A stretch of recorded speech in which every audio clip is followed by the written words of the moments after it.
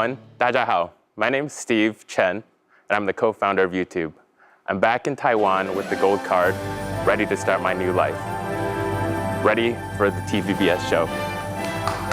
一起来欢迎 YouTube 创办人之一，欢迎来台湾定居再创业的陈士駿 Steve， 欢迎你来。谢谢。请坐，请坐。谢谢你带来这个2021这个阳光般的笑容。Glad to be back. 有没有很多人说你的笑容其实会很快的拉近别人跟你的距离？ It's a lot of practice, huh? All right, OK.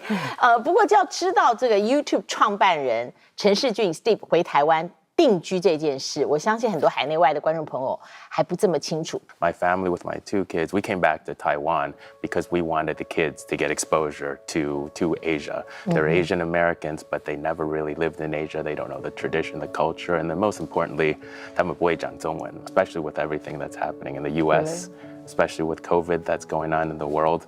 We were kind of the first to bring many, many people back into Taiwan. Right. So far, are you very satisfied for your kids? Absolutely. Most important thing is that their school, their life, their friendship, it went uninterrupted. But then, even without COVID, it's very different. Taiwan's very different from Silicon Valley in terms of everyday life. It's a lot safer. You can walk to the bus, you can take the bus to school. You can feel comfortable walking outside anytime in the evening. 那观众朋友可能还不知道的是，Steve 呢还跟他的一个朋友一起在台湾，现在又重新这个创造他的这个新的事业。他推出的这个全球募资的新商品啊，叫 Draco， 这个 Draco Capital Macro Crowd Fund， 这个新商品的内容究竟是什么？ Again, when I moved to Taiwan, I never thought that you fast forward a few months and I was going to be behind a major macro fund like Draco.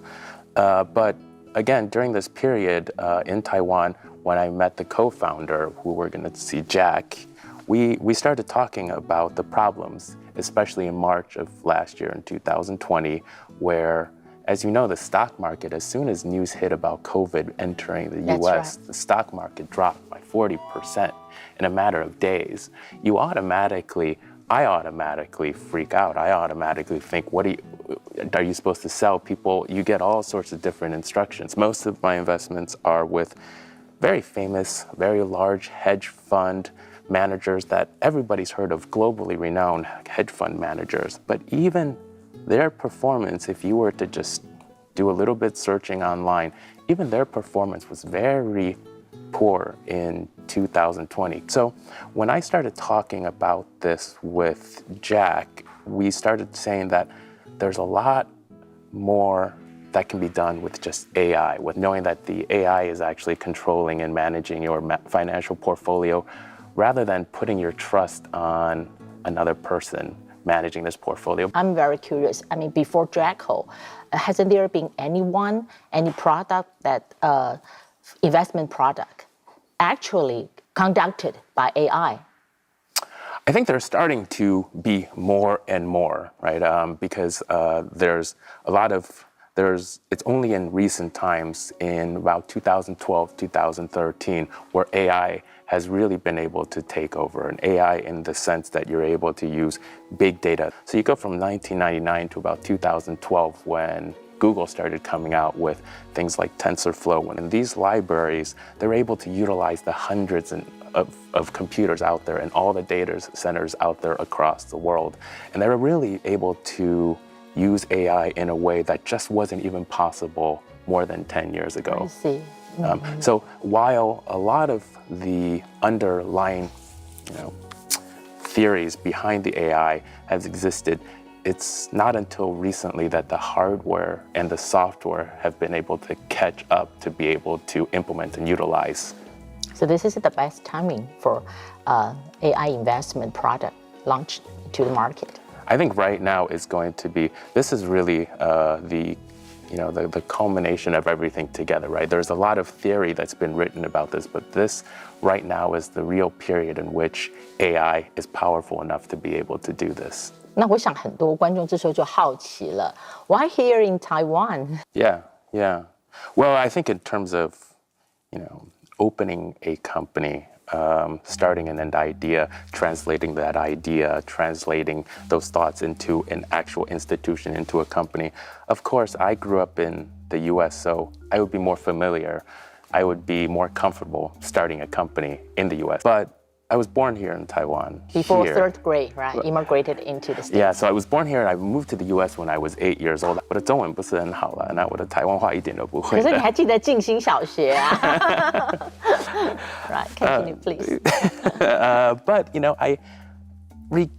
regardless, I still always feel like I'm Taiwanese means American, and at least half of me is Taiwanese.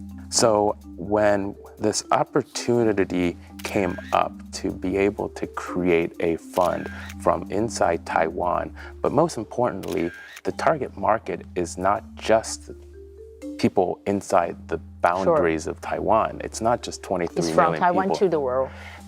I think that to me would be a great gift, is to be able to create something that we can show to the world that, look, from Taiwan, we have the ability in this area particularly. And locally hired excellent engineers seems to be another, can I say, unexpected gift during the process? Well, yes, exactly. I mean, I think so many of these global products in Silicon Valley, from Silicon Valley, are actually created by Taiwanese people. You look at you have YouTube, you have Twitch, you have all these companies that are actually created by Taiwanese Americans. And Taiwanese Americans as entrepreneurs, the ones that came up with the ideas, the ones that actually took they quit whatever jobs they had, they put their own bank money on the line, and they actually started their own companies there. What we found here in Taiwan is the engineers in Taiwan are just the same level as any of the engineers we've worked with for the 20 years in Silicon Valley. I think what we can bring back from Silicon Valley is that 20 years of entrepreneurial experience. Everybody that you really need, the core people you need behind a startup, Taiwan actually has very good quality at the same level as Silicon Valley. I think the only key missing element is really a connectivity with the rest of the world.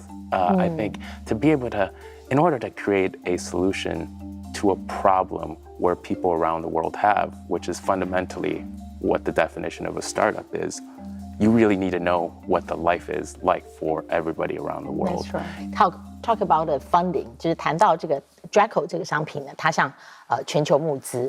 我们现在就跟 Steve 一起来看一下。我们从2020来看，因为我们都会好奇，2021还看起来 COVID-19 还在环绕着包裹这个世界，募资市场真的有这么蓬勃吗？我们来看一下。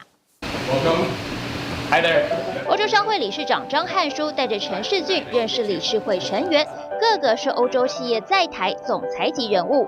排开行程齐聚，为的是即将开跑的系列对谈，请来 YouTube 共同创办人陈士骏。It was only about 12 months where we were an independent company before being acquired by Google in 2006. And then that was when I really first started coming back to Taiwan for non-family reasons. It was starting to do a lot more things in Asia for both YouTube as well as for Google. So launching.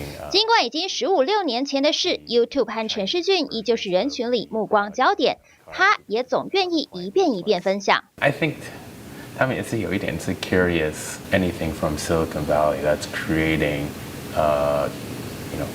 something like, for example, something like YouTube, something like Google that is very popular in Europe as well as anywhere around the world. I think they're also curious, how do we create something like this? What is the story behind this? 2005年创 YouTube，2006年以16.5亿美元卖给 Google。陈士骏第一次创业，就像踏上一场精彩从没断过的探险。The first time being on a newspaper, the first time doing an interview, the first time being on TV. I think it's in a way, I feel lucky I would have this opportunity. 真的来说 like 有很多这些 entrepreneurs 从 Silicon Valley. It's me giving back to be able to participate, to be able to accept this invitation. But at the same time, I look forward to it because it's something that without coming here to Taiwan, I never would have this opportunity.